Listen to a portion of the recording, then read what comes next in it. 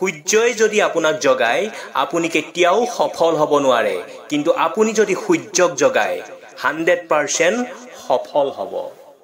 সুখ আৰু দুখৰ লগত লগ দিয়াটো ফুলৰ পৰা শিকক। শ্মশান আৰু বিয়াত শোভাবৰ্ধন কৰিবলৈ দুয়োটাতে ফুলে লগ দিয়ে। মানুহৰ জন্ম মৰম কৰিবলৈ, টকা ব্যৱহাৰ কৰিবলৈ, কিন্তু আজিকালি মানুহে টকাক মৰম কৰে আৰু মানুহক ব্যৱহাৰ কৰে। যাৰ হাঁহি সুন্দৰ তাৰ আঘাতো বেছি। কুঁৱাত পানী তুলিবলৈ ব্যৱহাৰ কৰা টিংটোৱে যেতিয়া তলমূৰ কৰে তেতিয়াহে টিংটোত পানী ভৰি আহে। ঠিক তেনেকৈ যিজন ব্যক্তিয়ে পৰিস্থিতি অনুসৰি শীৰ্ণত কৰিব জানে তেওঁহে জীৱনত জয়ী হ'ব পাৰে। দাদাগিৰি মই মৰাৰ পিছতহে কৰিম। মানুহে খোজ কাঢ়ি যাব আৰু মই কান্ধত উঠি। গংগাত গা ধুই পাপ ধুলো আৰু সেই পাপ ধোৱা পানীকে বটলত ভৰাই আনি ঘৰৰ মানুহক খোৱালো। বা মানৱ, চমৎকাৰ তোমাৰ মহিমা। মানুহ এজনৰ আচল চৰিত্ৰ নিচা থকা সময়তহে বুজি পোৱা যায়। সেই নিচা ধনৰে হওক বা ক্ষমতাৰে হওক, ৰূপৰে হওক বা মদৰ। কোনোবাই আপোনাক মিঠা কথা কোৱাৰ অৰ্থ এইটো নহয় যে আপুনি তেওঁৰ বিশেষ মানুহ। মনত ৰাখিব, কেতিয়াবা কেতিয়াবা পাৰ চৰাইক খুৱাবৰ কাৰণে নহয়, ধৰিবৰ বাবেও দানা দিয়া হয়। আমাৰ জীৱনৰ এজন মানুহৰ মৃত্যুৰ পিছৰ সত্য কথাকেইটা হ'ল: পত্নী কেৱল ঘৰৰলৈকে, সমাজ শ্মশানলৈকে, পুত্ৰ মুখাগ্নি কৰালৈকে, কিন্তু কেৱল আপোনাৰ কৰ্মইহে ভগৱানৰ ওচৰলৈ লৈ যাব। সেয়ে সদায় ভাল কাম কৰক।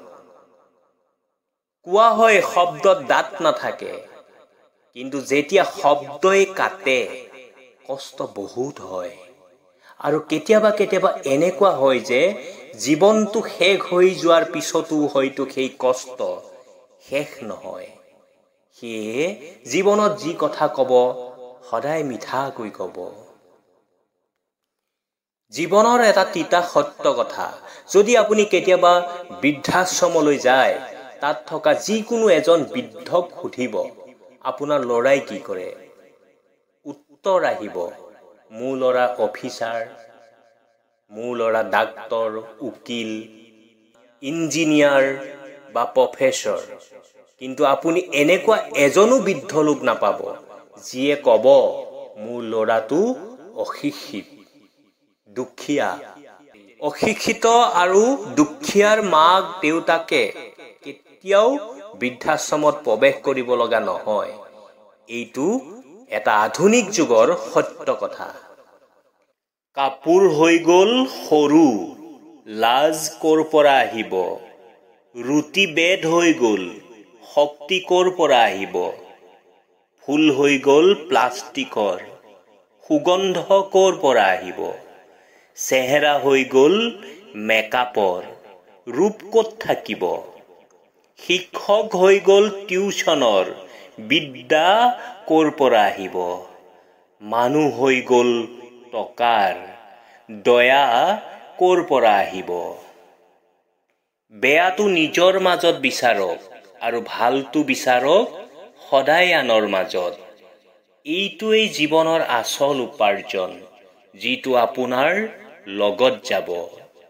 যদি বুজিবলৈ চেষ্টা কৰোঁ, এডাল মমৰ দ্বাৰাই বুজিব পৰা যায় যে জীৱনত কোনো কাৰো আপোন নহয়।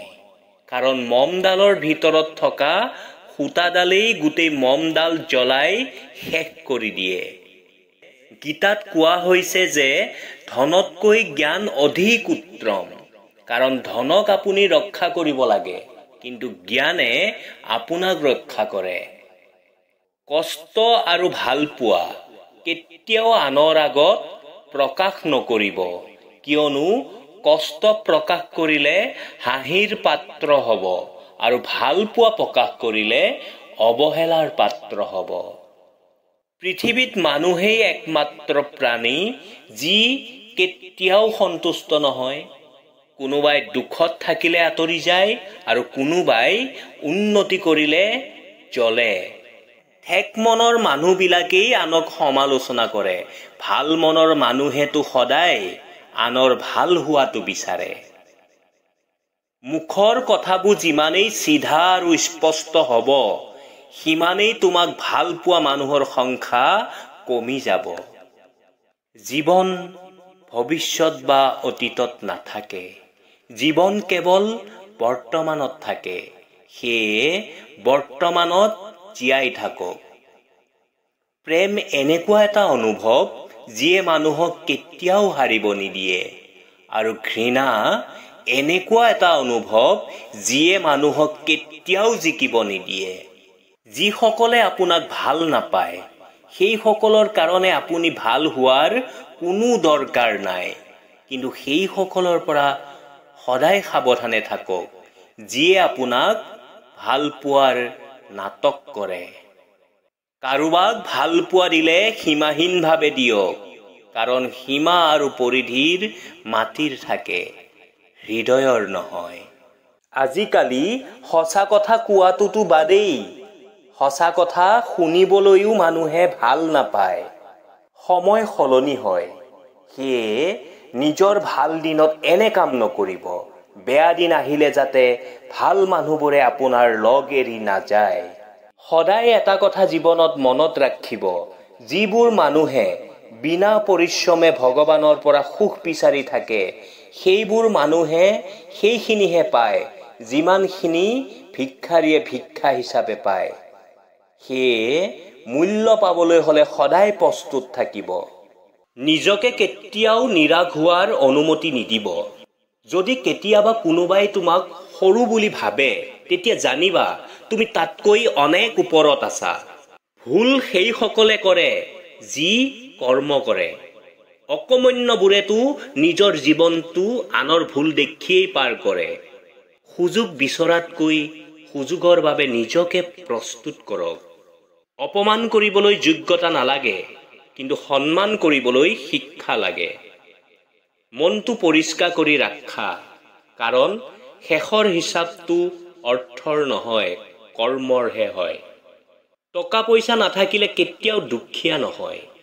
প্ৰকৃত দুখীয়া সেইজনহে যাৰ এটা সুন্দৰ মন নাই। তুমি তোমাৰ কাম কৰি যোৱা। কোনোবাই মূল্য দিছে নে নাই জনাৰ কোনো দৰকাৰ নাই। মনত ৰাখিবা, সময়ে সঠিক মূল্য দিব। দেহৰ মৃত্যু হ'লে সকলোৱে কান্দে, কিন্তু মনৰ মৃত্যু হ'লে অকলে কান্দিব লগা হয়।